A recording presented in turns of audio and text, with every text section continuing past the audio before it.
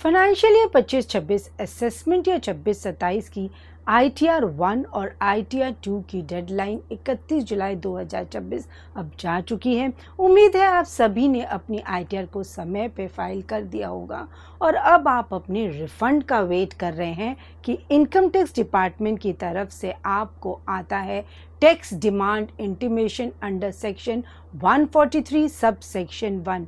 यहाँ से आपका कन्फ्यूजन शुरू कि ये डिपार्टमेंट की गलती है या हमारी गलती है, कि ये क्या डिपार्टमेंट ने हम पर कोई इनकम टैक्स नोटिस इशू किया गया है, कि क्या कोई टैक्स पेनल्टी हम पर एप्लीकेबल की गई है।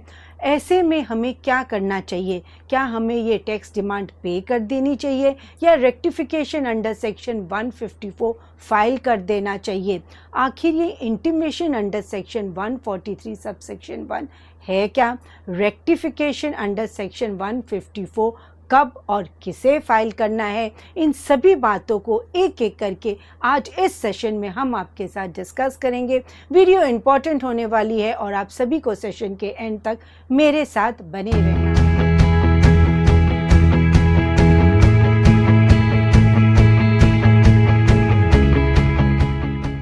Hi friends, I am CA Anita Agarwal. Welcome back to my channel. यदि आपने अभी तक मेरा चैनल सब्सक्राइब नहीं किया है तो subscribe my channel and press the bell icon ताकि आपको इस तरह की वैल्यूएबल इंफॉर्मेशंस की नोटिफिकेशंस मिलते रहें। चलिए सबसे पहले समझते हैं कि intimation under section 143 sub section 1 आखिर इनकम टैक्स डिपार्टमेंट की तरफ से क्यों इशू किया जाता है। जब भी आप अपनी ITR फाइल कर देते हैं, मान लो अपनी फाइनेंशियल ईयर 25-26 असेसमेंट ईयर 26-27 की अपनी ITR 1 और ITR 2 को समय पर 31 जुलाई 2026 तक आप फाइल कर चुके हैं और एक बार आपने अपनी ITR फाइल कर दी और विद इन 30 डेज़ आपने उसे E-वेरीफाई कर दिया। अब वो CPC बेंगलुरु द्वारा प्रोसेस की जाती है। इनकम टैक्स डिपार्टमेंट का AI ऑटोमेटेड सिस्टम आपकी सभी डिटेल्स जो आपने अपनी ITR में प्रोवाइड की है उसे उन सभी डिटेल्स को क्रॉस चेक किया जाता है। यहाँ पर कंपेयर किया जाता है कि आपने इनकम क्या दिखाई है, आपका TDS कितना कटा है, आपने कितनी टैक्स की पेमेंट की है, कौन कौन से डिडक्शंस क्लेम किए हैं और आपकी रिफ़ंड की कैलकुलेशन को क्रॉस चेक किया जाता है। और अगर सब कुछ ठीक है तो आपको सिंपली प्रोसेसिंग कंप्लीट का intimation under section 143 sub section 1 भेज दिया जाता है। जब भी आपकी CPC द्वारा ITC प्रोसेसिंग की जाती है उन दिनों आपके पास एक बार आपकी प्रोसेसिंग कंप्लीट हो जाती है तो इनकम टैक्स डिपार्टमेंट के तरफ से सभी टैक्स पेयर को 3 तरह के इंटीमेशन भेजे जाते हैं। अगर आपके पास ब्लू कलर का इंटीमेशन आया है तो इसका मतलब है आपकी न तो कोई डिमांड है न कोई रिफ़ंड है, आपकी रिटर्न को एक्सेप्ट कर लिया गया है और आपको अब कोई भी एक्शन नहीं लेना है। और यदि आपके पास ग्रीन कलर का इंटीमेशन आता है तो इसका मतलब आपका रिफ़ंड डिटरमाइंड किया गया है और डिपार्टमेंट के हिसाब से आपका रिफ़ंड बनता है और उस रिफ़ंड को डायरेक्टली आपके प्री वैलिडेटेड बैंक अकाउंट में क्रेडिट कर दिया जाता है। और तीसरा केस है tax demand intimation under section 143 sub section 1। ये सबसे इम्पॉर्टेंट केस है। यहाँ डिपार्टमेंट कह रहा है कि कुछ टैक्स और पेबल है। डिपार्टमेंट की तरफ से जो भी डाटा यूजुअली आपका जो भी intimation under section 143 sub section 1 होता है उसमें आपको 2 टेबल्स प्रोवाइड की जाती है। एक तो जो इन्फॉर्मेशन आपने अपनी ITR में प्रोवाइड की है और दूसरी वो जो CPC द्वारा कंप्यूट किया जाता है, यानी कि इनकम टैक्स डिपार्टमेंट के ऑटोमेटेड सिस्टम कंप्यूट करता है अंडर सेक्शन 143 सब सेक्शन 1। आपको 2 टेबल्स प्रोवाइड की जाती है। अगर उन दोनों टेबल में सारा डाटा मैच कर रहा है तब आपकी रिटर्न में न कोई डिमांड है ना रिफ़ंड और उसे प्रोसेस करके उसे एक्सेप्ट कर लिया गया है। और जहाँ भी इन दोनों टेबल में मिसमैच आ जाता है वहीं आपकी टैक्स डिमांड इंटीमेशन आप पर इशू किया जाता है। आखिर ये tax demand intimation under section 143 sub section 1 क्यों आता है?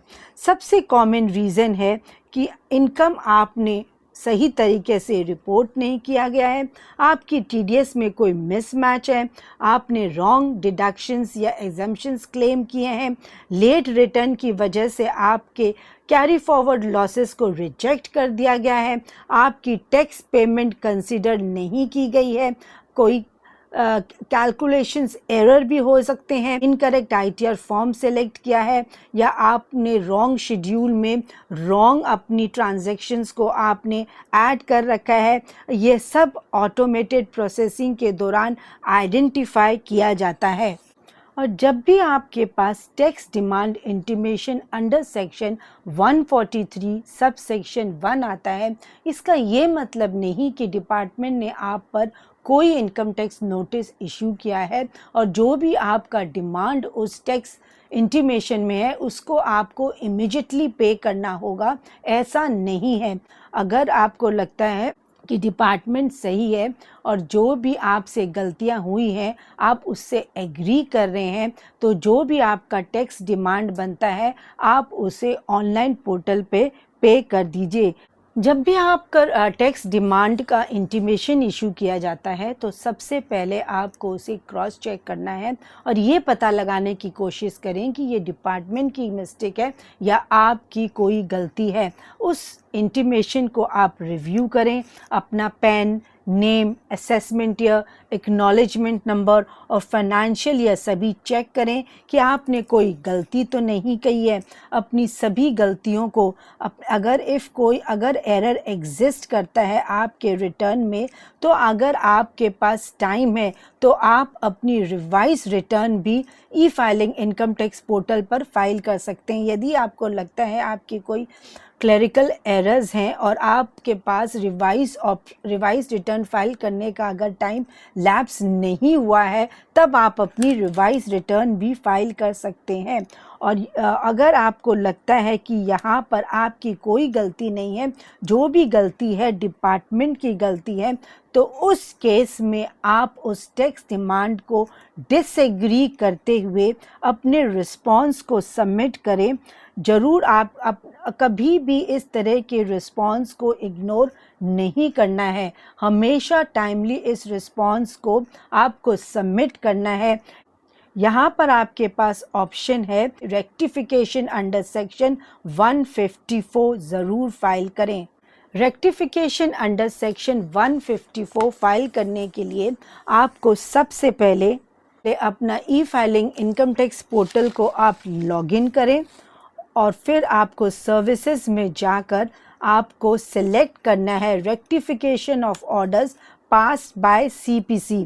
फिर आप रेलेवेंट असेसमेंट ईयर सेलेक्ट करें, अपना intimation under section 143 sub section 1 को सिलेक्ट करें और फिर अपनी रेक्टिफिकेशन रिक्वेस्ट, यहाँ पर आपको कौन सी रेक्टिफिकेशन चूज़ करनी है, आपके पास 3 ऑप्शंस दिए जाएंगे। यदि आप चाहते हैं कि आपको लगता है कि आपके रिटर्न में आपने जो भी डाटा प्रोवाइड किया है वो सब सही है, तो उस केस में आप वहाँ पर रेक्टिफिकेशन अंडर सेक्शन 154 में रीप्रोसेस या रिटर्न को ऑप्ट करके अपना रेक्टिफिकेशन सबमिट कर देंगे।